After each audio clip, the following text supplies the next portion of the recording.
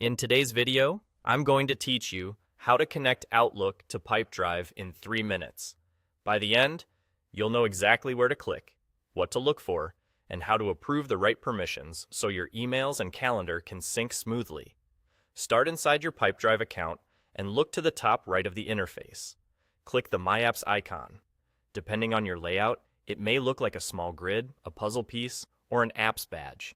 This opens the area where you manage add-ons and integrations linked to your Pipedrive workspace. Next, use the search bar and type Outlook. You'll see a list of Outlook integration apps, including options built by Pipedrive or trusted third-party providers. Each option may focus on slightly different features, like syncing email, calendar, or contacts. Take a moment to choose the one that matches your goals and your plan limits. If you're unsure, look for an app description that clearly mentions Outlook or Microsoft 365. Syncing with Pipedrive.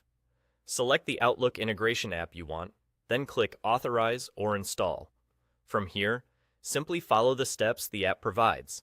You may be prompted to sign in to your Microsoft or Outlook account and to grant permissions.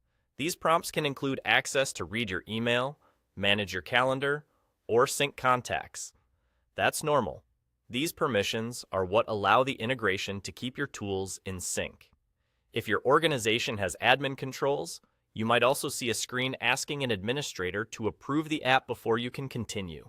As you move through the prompts, the app may ask a few setup questions, such as which mailbox to connect, or whether you want one-way or two-way syncing. Choose the options that reflect how you work. Some integrations also let you fine-tune items like which folders to include or how far back to sync. The exact screens and wording can vary depending on the third-party app you chose, so use the on-screen guidance provided by that app. Once you've authorized and completed the app's steps, you're done. That's all it takes.